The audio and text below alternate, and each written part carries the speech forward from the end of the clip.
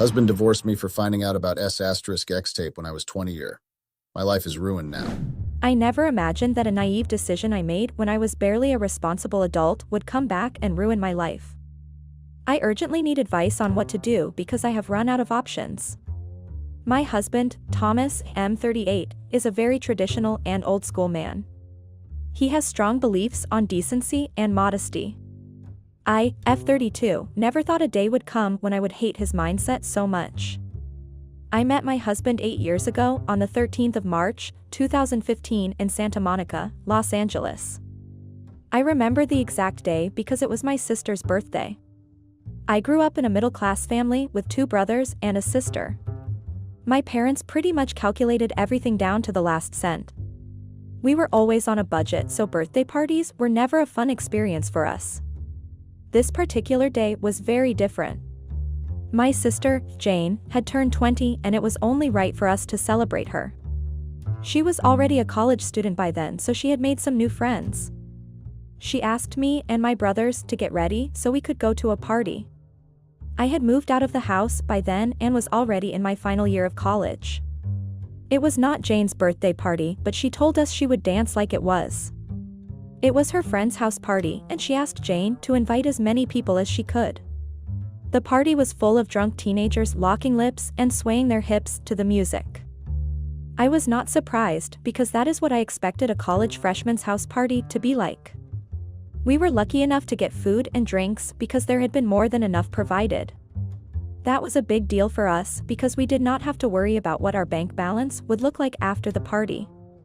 As expected at a freshman's party, things escalated and everything became chaotic. The music was extremely loud and the drunk teenagers were either arguing or making out. It already stank of sweat and puke and I was ready to leave with my siblings. Before we even made it to the door, someone turned off the music. That caused a lot of commotion and everyone wanted to know who dared stop the music. It was definitely not the DJ because he was just as surprised. I remember not being able to see the face of the person who grabbed the mic and ordered everyone to leave. The lights were neon, so it was difficult to see properly. I was so curious that I walked towards the figure to see who it was. That was how I met Thomas. He stood there in his sweatpants and black hoodie holding the mic and cursing everyone out. He looked tired and sleepy. I stared at him for a very long time because I found his actions funny. Who in their right mind comes to a party wearing a hoodie and sweatpants? To make things worse, he had been wearing flip-flops. He looked almost comical, but what drew me to him was how confident he looked. I found him weird, but he stood like he found all of us weird. I remember how he caught me staring at him, raised his brows for a while before resuming his shouting marathon to get everyone out. I did not bother staying back anymore and followed my siblings out. That night, I later discovered that Thomas was Jane's friend's brother. He went out to jog for a while only to come home to a party. Jane's friend explained that her brother was quite strict and that he never allowed her to attend parties. I found Thomas weird and cool at the same time, but I never thought I'd see him again. To my surprise, my parents were friendly with him. He owned a grocery store where my parents usually bought groceries from. He owned more than one and was quite successful. I decided to visit his store one day because I was genuinely fascinated by his old-school ways. I remember telling him I was also at the party and that I was a big fan of his. Luckily, he found my joke funny and that was how our friendship began. We were friends for a few months and then I graduated from college. He offered me a job at his store and I took the job in a heartbeat. We saw each other every single day and with time, we would flirt once in a while. 2 years later, we started dating officially and it was great. I liked him a lot and I admired his hard work and friendliness. During our years of dating, Thomas never kissed me in public or even attempted to flirt with me.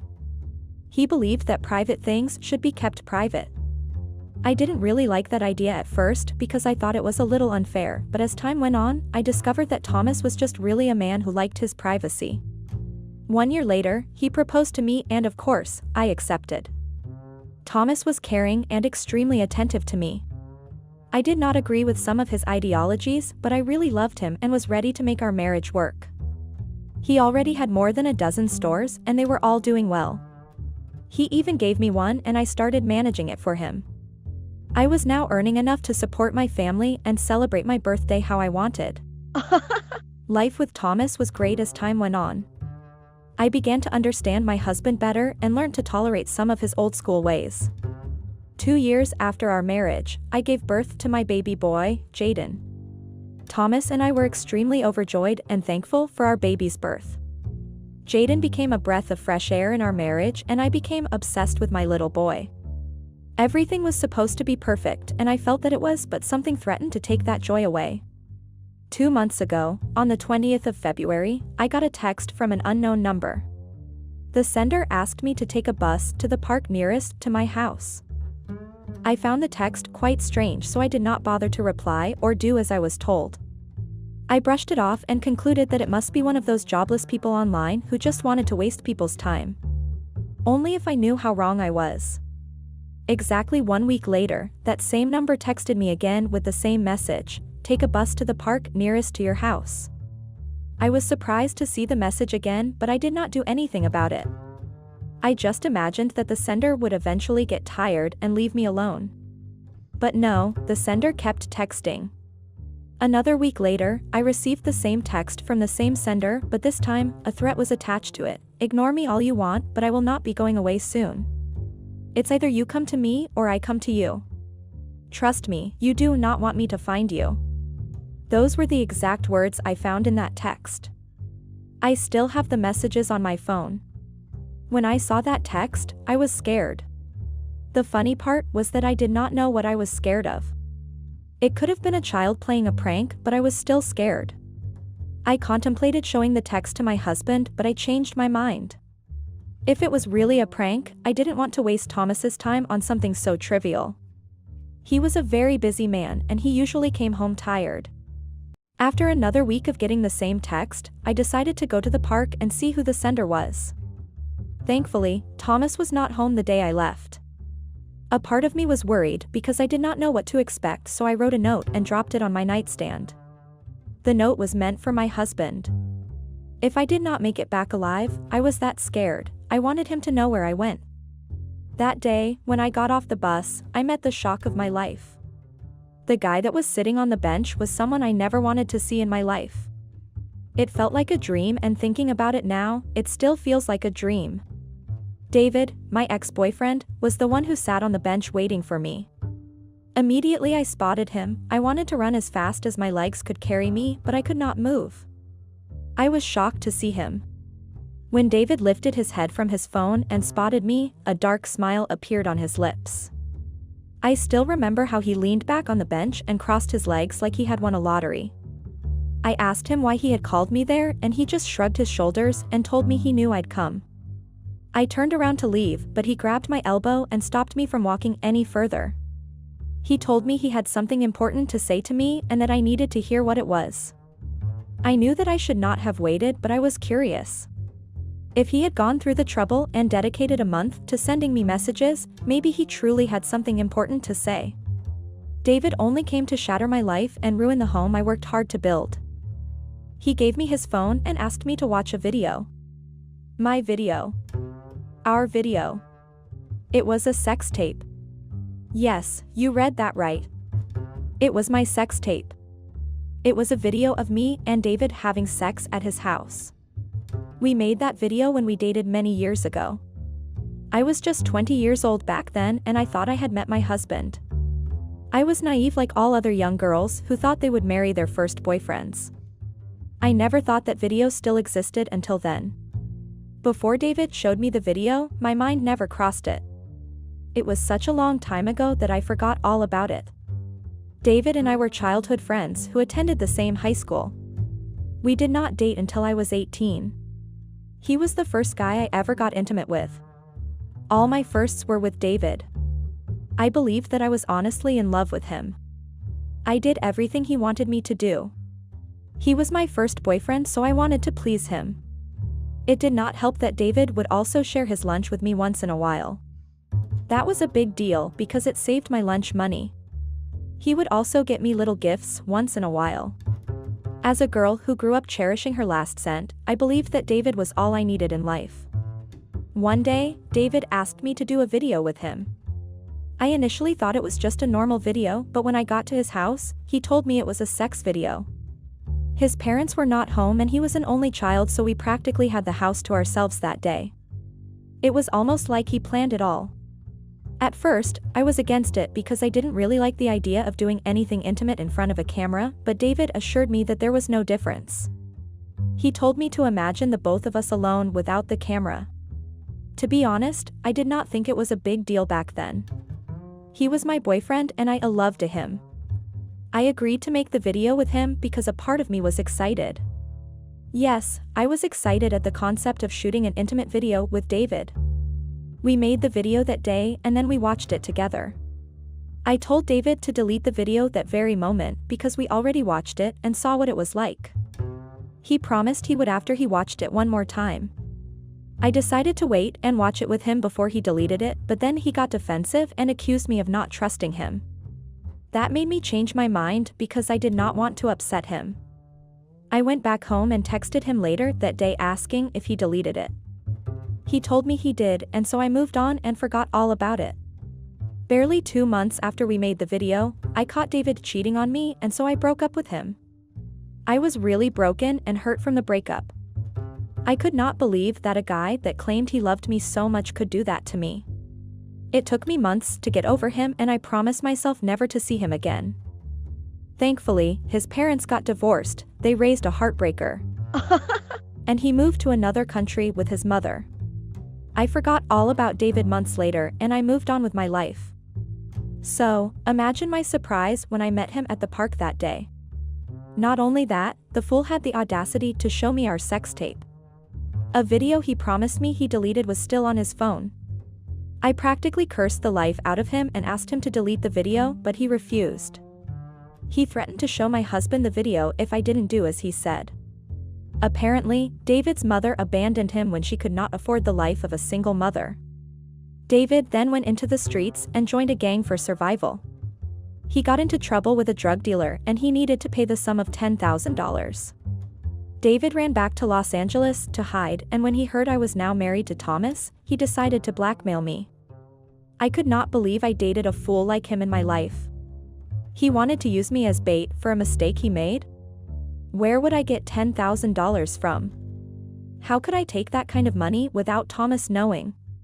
Even if I could, why would I give it to David? Those were the questions I asked myself all through the bus ride back home. I could barely sleep that night and I was extremely scared. A sex tape coming out would ruin my life. I had a child to be a role model to. I had a husband that despised kissing in public. How would he react to a video of his wife having sex with another man? Those were the questions I kept asking myself as I thought about what to do. I told David to give me a week so I could arrange the money. 5 days later, I was able to get the money. I told my sister about it and she was ready to go see David with me. When I got to the park with my sister, I was shocked to see my husband standing there with David. It felt like my whole world had shattered. When I ran there to demand answers, the look of disgust I saw on my husband's face told me everything I needed to know. David betrayed me and showed my husband the video when I promised to bring the money. My husband stormed out of the park without even sparing me a glance. My sister practically kicked David in between his legs and asked him why he told Thomas the truth when I already brought the money along. David said my husband showed up unannounced and met him there. Apparently, Thomas found the letter I left in the nightstand 5 days ago that day and decided to go see what made me so terrified. I forgot to throw the letter away the day I saw David. My husband found it when I went to Jane's place to ask her to accompany me to David. I was not home then, so he got worried and went to the park. David then decided to get double the money by showing my husband the video. I cursed David out and threw my bag at him. Of course, I did not give him the money. He ruined my life because of his greed. I cried my eyes out and laid helplessly on the floor. My sister was the one who took me back home and tried to help me speak to Thomas. Thomas ignored us and left the house angrily.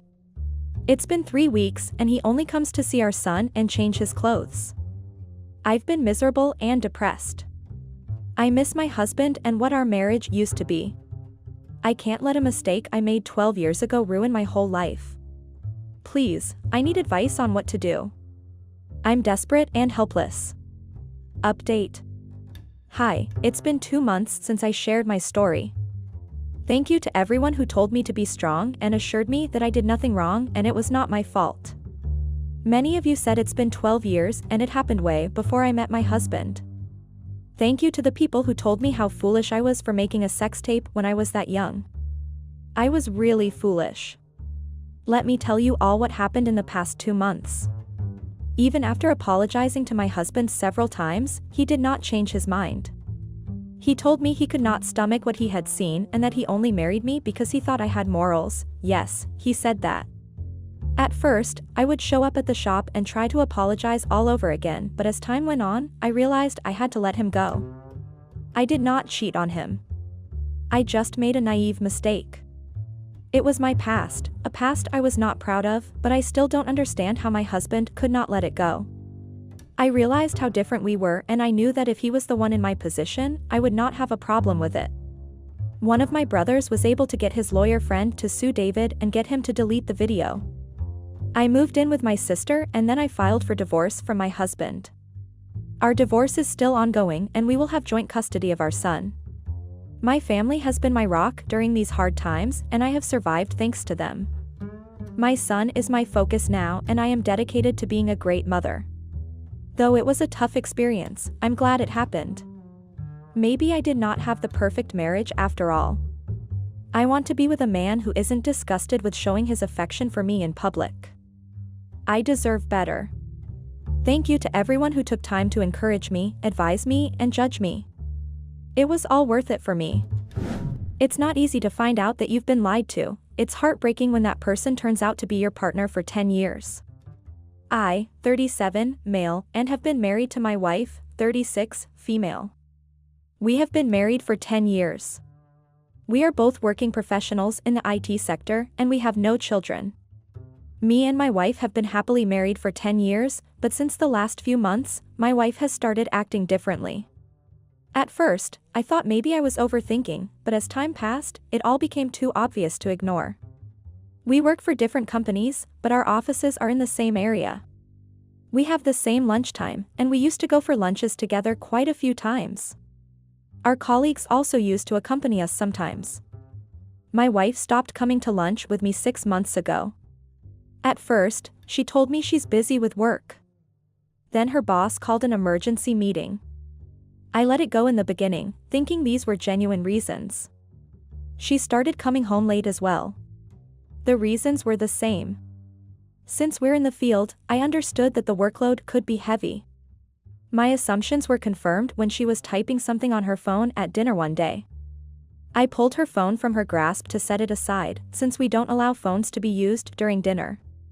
She became terrified and stood up to get her phone. Nothing like this has ever happened before. Since the start of our relationship, we both believed that trust didn't require us to share our passcodes. If we truly trust each other, we don't have to keep tabs on what the person is doing.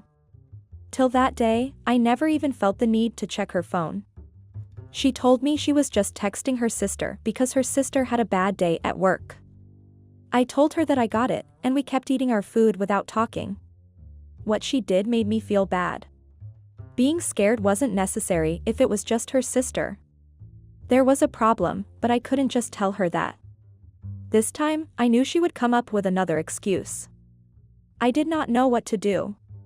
As she went to sleep that night, I kept thinking about what she could be hiding from me. In our entire marriage, we've been there for each other through thick and thin, and suddenly she's acting differently. Hey everyone. Unfortunately, basically everyone who is watching these videos isn't subscribed. It would mean the world to me to quickly get out of the full screen video for 3 seconds and press that subscribe button. It's free, and you can unsubscribe anytime. Sorry for bothering and thank you so much if you subscribed. I thought I'd just talk to her in the morning. It's better to communicate rather than come to conclusions by myself. When I woke up the next morning, my wife was not in bed with me. The washroom was also empty. It was not like her to wake up before me. I looked for her in the kitchen, in the garden, but she was nowhere to be found in the house. I got worried. I called her, but she didn't pick up. Just as I was leaving the house to look for her, she came back. Her cheeks were flushed because of the cold. I asked her where she went so early in the morning. She told me she couldn't sleep, so she went for a walk in the park near our house. She kissed me and then went inside to make coffee for us. Just as we were getting inside, I heard a car start up nearby. It was quite loud. I don't usually hear this sound in my neighborhood. Just as the engine started, I saw my wife getting tense, but she covered it up instantly. When I got in my car to go to work, I couldn't stop thinking about my wife. I had no idea what was going on. John, my friend, was also coming out of his house. His little kid was holding on tight to his arms. He waved back when I did. I was going to leave, but I stopped to talk to him for a while instinctively. It's been a while since we spoke. When I asked him what was going on in his life, he told me something that really shocked me. John takes his son to the neighborhood park every night, but it was closed for maintenance. My wife told me she went for a walk in this park in the morning. That really nailed it to the wall. My wife lied to me. I went back home instead of going to work. I had to find out what she was keeping from me. I looked through her closet for something, but there was nothing there. To say I was frustrated would be an understatement. My wife's laptop was left on the table. I turned it on and checked her email. It did not contain anything. I looked over a few more things, but didn't find anything. Another shock of the day came just as I was about to turn it off. This one was 10 times bigger. She got an email at her company's mail. I didn't check her work email because I didn't think there would be anything there, but there was. My wife had received a random email to meet her in a cafe really far from the office. The email address didn't have a name. It was just a random username. This person had emailed her just the location and time. It felt quite secretive. This did not make sense to me. Why was my wife meeting this person? Why did she lie to me in the morning? There are so many questions and no one to answer them. It's been 10 years since we got married, and I thought we were quite happy together. I could have asked my wife, but why would she tell me honestly when she lied to me in the morning?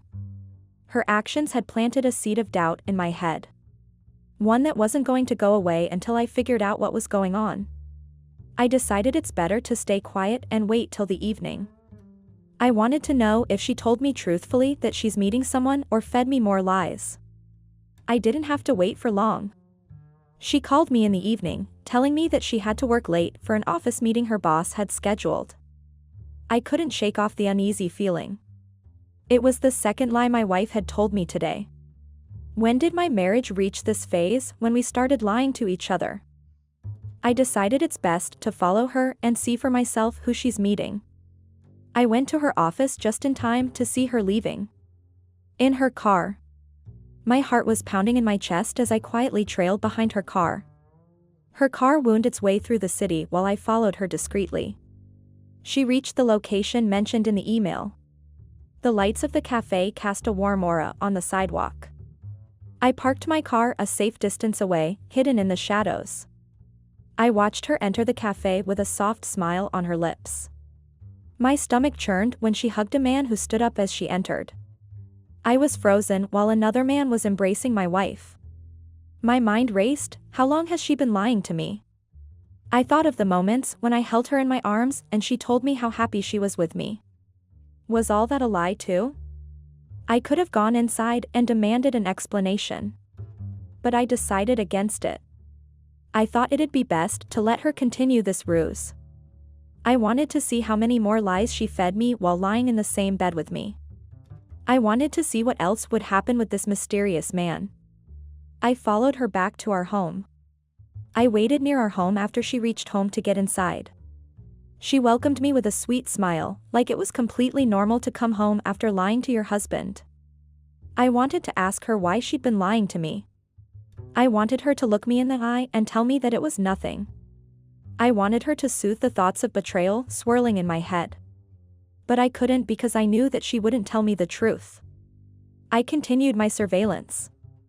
I followed her when she went for lunch with this man and fed me lies about her hectic work schedule or something else. For a week, I saw her meeting this man and having meals together. They hugged each other and then went their way. I did not know what to make of this. If she wasn't doing anything wrong, why was she lying to me? I didn't have to wonder for long, because one afternoon, when she told me that she's stuck in a meeting, she was actually on her way to a very fancy hotel on the other side of the city. I followed her. I thought maybe she's just having lunch with him in the restaurant, but my heart broke into a million pieces when the mystery guy entwined their hands and they went to a room together. I couldn't control myself anymore. I knocked on their door. The mystery guy opened the door shirtless. I saw my wife lying in bed, waiting for him. The smile disappeared from her face when she saw me standing on the other side of the door. I felt like I lost everything in that single moment. I didn't say anything to either of them. Consumed by heartbreak, I left the hotel and made my way home. I sat on the couch in the living room. My thoughts overwhelmed me. I felt a mix of anger, heartbreak, and confusion all at once. I don't know how long I sat there when the front door opened, and my wife came in. She panicked, that was visible. "You don't have to lie to me anymore," I told her quietly as I wiped my tears. I didn't have the energy to listen to any more of her lies. She came and sat beside me. When I thought she wouldn't say anything, I was about to get up. "I'm sorry," she whispered. I asked her how long this has been going on. I wasn't even sure if I wanted to know the answer to that question, but I had to know. She told me it started 8 months ago when she went out of town for a work conference. She met this guy who used to work in that branch of their company. We were just friends in the beginning. She told me with a shaky voice. I asked her to continue, knowing my heart wouldn't be able to take what was coming next. She told me that they got drunk on the last day of the conference, and the desire for excitement led them to bed together. She told me that she felt very guilty the next morning and decided it would never happen again as both of them were married. She came home and lost contact with him, but when he was transferred here 6 months ago and they started working together, one thing led to another, and they couldn't stop themselves from starting the affair again. She told me it all just began as a yearning for something different. As she told me how she went behind my back and lied to me, my trust shattered. She went to meet him that morning when she told me she had gone to park, and he dropped her off in his car. I was devastated. I thought I knew my wife well, but she had been leading a double life all along. The entire foundation of my marriage crumbled beneath me. I went through the day with a blur of emotions. I was not in any condition to make any decision. I asked my wife to give me some space. We lived in the same house without talking to each other. I did not know whether to salvage our marriage or walk away from this betrayal. My wife kept telling me that she's sorry and asked for forgiveness. She told me that she has ended her affair and we can seek counseling, but I felt like my wounds were too deep. Even though the betrayal broke my heart, we went to counseling together. I thought maybe we could still salvage our relationship. We went through various counseling sessions, but I couldn't escape the image ingrained in my head of that day of that hotel room. Who knew how many times they went to some hotel while I waited for her in our home? Our therapist urged us to communicate with each other, but I just couldn't shake the hurt and betrayal she had caused me. The trust one placed in her was irreparably broken. Counseling didn't help in subsiding my pain. The pain was too raw to handle. I decided it'd be best to walk away from this toxic situation. We sat down, and I told her that I could not be with her anymore. Tears streamed down her face, but she had to face the consequences of her actions. I cannot shield her from the result of her own doings. She told me that she'd move out of the house. I didn't stop her, as it was best for her to stay away. I sat in the yard as she said, "Goodbye." Movers came in to take her luggage.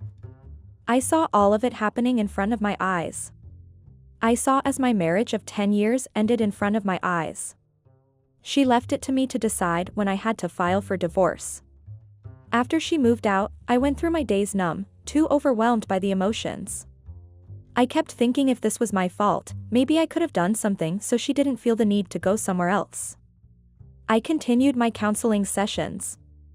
Even though my marriage failed, I still wanted to soothe the pain in my chest. It took time, but the sessions helped me understand that it wasn't my fault for what happened in our marriage. My counselor suggested that I find new hobbies. I didn't have the mental energy to try anything initially. With a little push, I started finding interest in new things. I started picking up hobbies I had neglected while I was busy with my marriage life. It was difficult, but it felt peaceful to start rebuilding my life again. The pain started to subside with time. We filed for divorce on mutual agreement. She told me that she was deeply sorry for the hurt she had caused me and was willing to wait for my forgiveness. "I hope we can at least be friends again," she said. I told her that maybe, with time, we could be friends.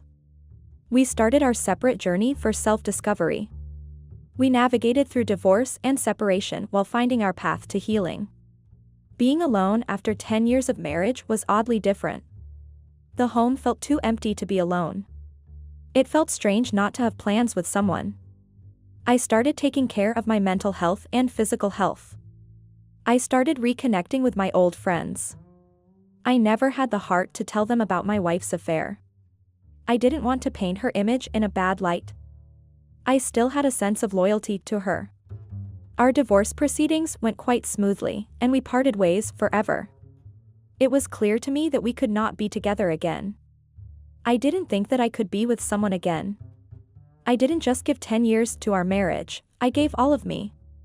While my wife went out to seek excitement, I was busy thinking about our future. My trust cannot be repaired, and my heart is too broken to fall in love again. I hope that everyone reading my story understands the importance of trust in any relationship. A single lie can unravel the strongest of bonds. I ran into my wife 6 months later in the grocery store.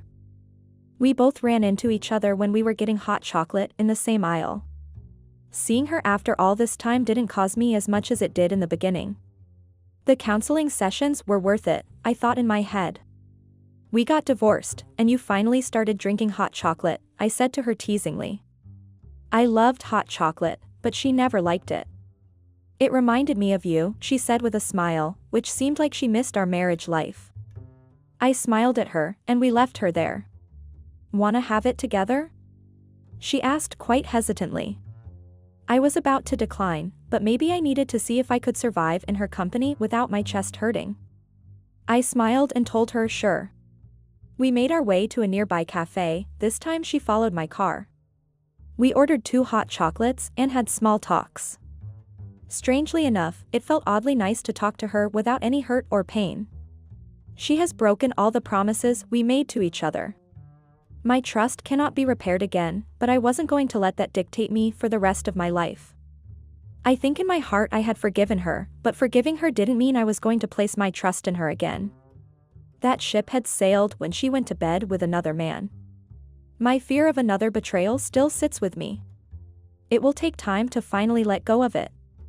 I was just going through one day at a time. It was the advice my counselor gave me, and it really worked.